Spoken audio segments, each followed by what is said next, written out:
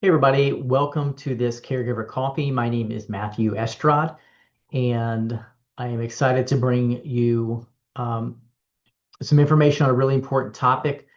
We've talked about hospice before, like what it is. We've talked about the specific benefits. We went over that through the Medicare pamphlet. And today or tonight, whenever you're watching this, we'll be talking about things to be thinking about when choosing a hospice company, including things to ask and investigate when you're talking with one of their marketing representatives, or they call them community liaisons, basically. I'm sorry, usually. So this is another important one to get more comfortable, get more informed about that Medicare benefit of hospice.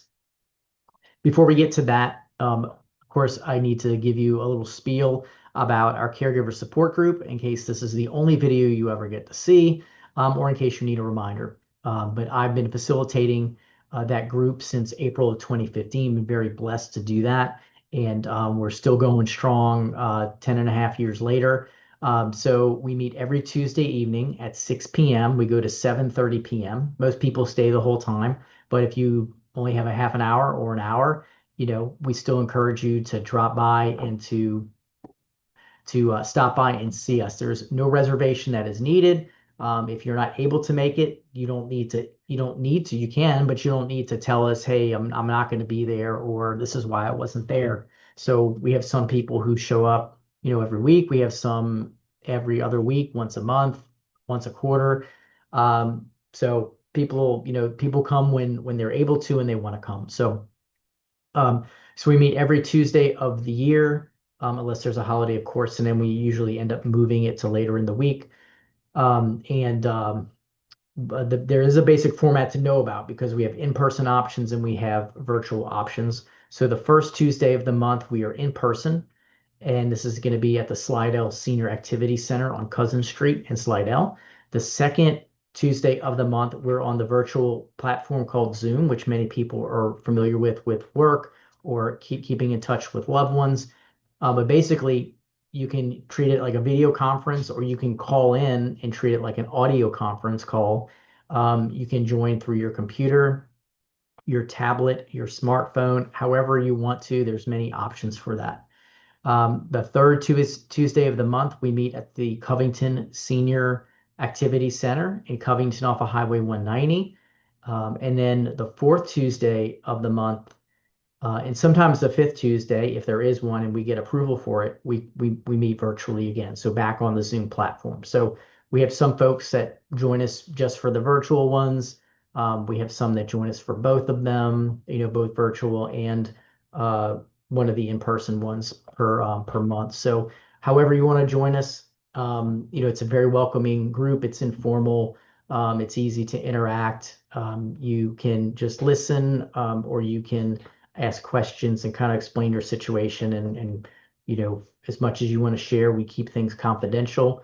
So it is a safe place to share your challenges and your joys too. So please consider that. We would love to have you. If you can't make Tuesday evenings, it's just not going to work for you.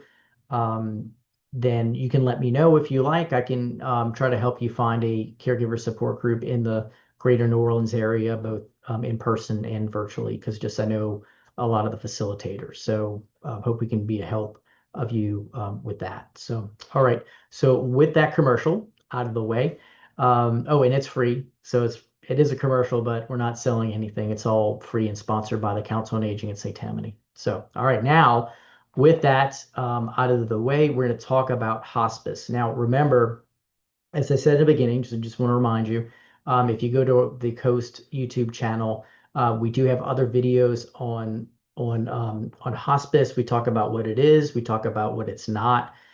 We talk about eligibility. We talk about the different benefits. We actually go through the actual Medicare uh, hospice pamphlet that is published. You can find that online too. You can find the latest one online and read through it. But we go through that. So I'm not certainly not going to cover a lot of what I said, but I do want to make a distinction, at least define what hospice is, what it's not. So hospice is comfort care when a person is according to the decision or the judgment, clinical judgment of the physician, the patient, which could be your loved one, it could be you. In their judgment, they feel like this person, because of a terminal illness, they have 6 months or less to live. So the focus is, in this case, if the person wants hospice care, is the care will focus on comfort. It will not focus at all on a cure for that terminal illness. This is not seen as giving up. This is just making sure that a person is as pain-free as possible, as comfortable as possible, that other symptoms that might be that other symptoms that might be troubling that are not managed well outside of hospice might be better managed in hospice with all that it has to offer. So it is not something that you have to do. You have to opt in after a doctor has prescribed hospice in their clinical judgment, as mentioned. So there are some people that do not want to be on hospice. They do not ever elect to. And then there are, of course, many, many millions of people who do choose hospice. And then there are people who never have an opportunity. Maybe they pass away in their sleep or they pass away in some kind of accident and they won't ever have to make that decision. But hospice is it is a benefit at the end of the day. It's a benefit if you have Medicare, and it is focused again on comfort, but not cure. Now, hospice is a subset of the medical specialty of palliative care, and palliative care can be, I'm doing this because it's a wide range. Palliative care is symptom control, but also seeking a cure at the same time. And it can be for pediatric patients all the way to people who are way up in age. So palliative care covers that, but it is curative while controlling symptoms that may not be controlled. All right. So with those basics, I do want to encourage you to go back to the other videos. But let's get to this because this is about choosing a hospice company because you do have a choice. While the doctor will prescribe hospice, they they are not supposed to ever tell you where to go or make you go anywhere like that. That would be unethical. Maybe they might be able to give you like a short list of ones to check out. I'm not even actually sure about that. But let's say that you do have a list, you've done some research, you've Googled it, or you're like, wow, there's a lot of hospice companies. I don't know which to choose. I don't know what to start with. Well, you know, however you want to, asking around is a good idea to get that short list going of, four or so. It also depends on the urgency that you feel that your loved one is needing. So we're hoping that this video will inform you about hospice before it becomes something urgent. So I do have some notes. I'm going to kind of go off so I make sure that I remember all of the different points. Um, all right, so there are many things. So some things to know that hospice can be provided. Usually it's provided in the home. It can be provided in a hospital. Some hospitals have an inpatient hospice. Hospice can be offered inside of a nursing home. It can be offered, it might be like inside memory care or assisted living. And it could be like a standalone, like hospice house, like something that everyone that lives in that particular home, not family members, but the loved ones, they're in there. That's, they're cared for by the staff there 24/7. Some questions to ask. And remember, you can always pause this, and jot these down. But I think some of these will make sense. I've found a lot of these online, but I've also found many just based on my experience, and they're really in no particular order. One is to learn about the availability and staffing. Like, are they staffed up, or do they sometimes struggle? And ask for an honest answer, because you will find out if you went with that company. You will find out eventually were they telling the truth. So how are their staffing levels? Are they having trouble covering when someone calls out sick, etc.? How often will a nurse visit? Will this nurse be a LPN, a licensed practical nurse, or will it be an RN? Will it be a nurse practitioner? Um, a good question is, will your loved one or will you be able to keep your PCP involved in care? Many times, not all the times, and that's why you have this conversation, many times the medical director of that hospice becomes that patient's doctor of record, attending doctor, and they are now like the quarterback and in charge of their medical care. And then there also is likely going to be nurse practitioners that do the visits. But find out, so can you keep your primary care physician, or does it switch over to a medical director? And is that medical director going to put eyes and hands on your loved one, or is it the nurse practitioner, or is it the medical director one time at admission, and then afterwards it's going to be the nurse practitioner? And if it is a nurse practitioner, do you have access to communicating with that medical director if anything needs to be escalated? And this is nothing bad against nurse practitioners. I'm married to a nurse practitioner, so they are um, awesome professionals, can do the work, but you need to know sort of like the reporting structure and who handles the challenges. How far high does it go? Um, What is the after hours response time like? Is there a phone number? Is it always answered, or is it an answering service? And then a someone is paged and then they call in. Like, how long does that take? What's that format? Um, do nurses come out at night? Do they come out on the weekends? How many patients does each nurse manage? Ask about the availability of respite. Whether it's 2 hours, 4 hours, or it is a benefit of Medicare hospice to have long-term respite, meaning if the caregivers for their well-being um, are can take long-term, could take like a week. I don't think it's specifically defined, but it's long-term. It could be a week, and maybe it can be more um, of respite, which means that your loved one would likely go into a facility, not stay at home and have 24-hour care, but they would check into some kind of facility or skilled nursing. And you're asking what contracts do they have set up for long-term care respite. They may have one, they may have a few options, they may not have any. But that's an option you're going to want to have in your back pocket. So ask them about long-term respite, how often people use it, just to kind of get a gauge of if people do use it. Many people do not know about it, so they don't know to ask for it. So whether people use it or not doesn't really mean anything. You might just be curious. But now you know it is a benefit. Do they provide custodial care? And that's a fancy word of saying, like, do they provide baths? And sometimes they'll come in one or a few times during the week to give that person a bath.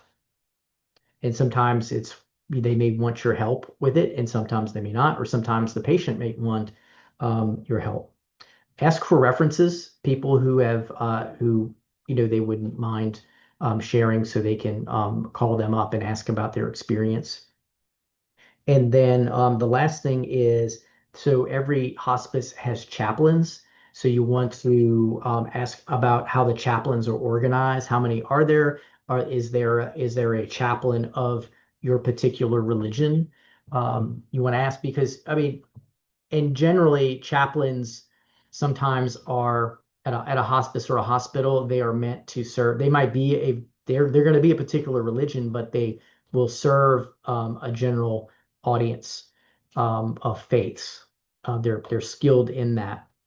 But it is something, I know it's something that would be something important to me. So if that is a question that is important to you, or an answer, a topic that is important to you, just make sure you add that to your list of questions. Let's see. Uh, ask about um, ask about patient rights. Ask about your ability to be able to ask them questions and hear about their medical condition. And this is all assuming that the caregiver that is doing the interview has the power of attorney, is able to make decisions, etc. Ask about does the person have to be a do not resuscitate or do not attempt to resuscitate, or what happens if my loved one, if XYZ happens, we all take them to the emergency room. Many times, generally speaking, they would not take someone to the emergency room because because again, the focus is on comfort care, not curing it. And it depends on many factors, but it is ultimately up to I believe the client whether their loved one would go to the emergency room. So definitely not providing legal or medical advice on here, but is something to definitely ask the marketing representative, the client representative, the community liaison, what the philosophy of the hospice, et cetera, is. Let's see. Some red flags to think about. Um, no aid support, poor communication, lack of transparency about patient rights, no after hours in-person visits if it's an inpatient place. Oh, sorry about that. I hope that didn't startle you like it did me. Um, Limited medications or unclear coverage. Now, there might be a limitation in medications based on what is needed and the fact that it's not curative. But that is definitely should be a question. So add that to your questions about about about feeding tubes, about certain medications, etc.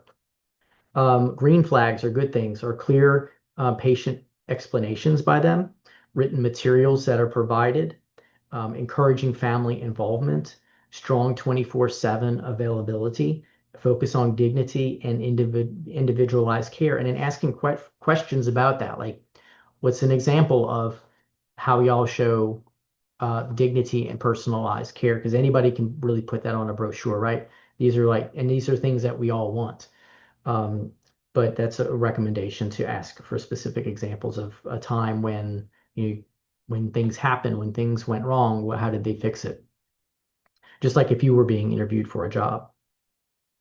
Some final tips: bring a notebook, bring a list of medications and a medical history. Ask for plain language explanations. Request promises in writing, and ask what the first 48 hours of care look like. All right, and that is all I have. And I will tell you, there are a bunch of questions that you may think of, and you may want to ask.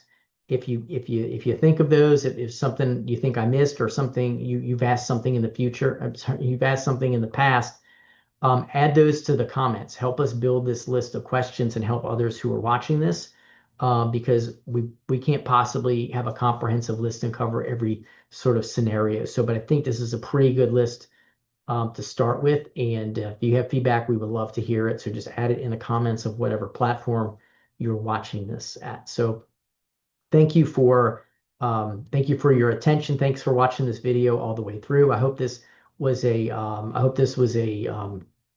helpful video. It certainly is it's an important topic, and one that most of us will face in the future. So the more informed we are, I think the better prepared we'll be. Even though you can't be completely prepared, at least things will not be as much of a surprise if these are concepts and questions that are a little familiar from watching this video. So if you liked it, please share it with somebody who may appreciate it. And I look forward to being on your screen sometime in the future. Thanks a lot for watching.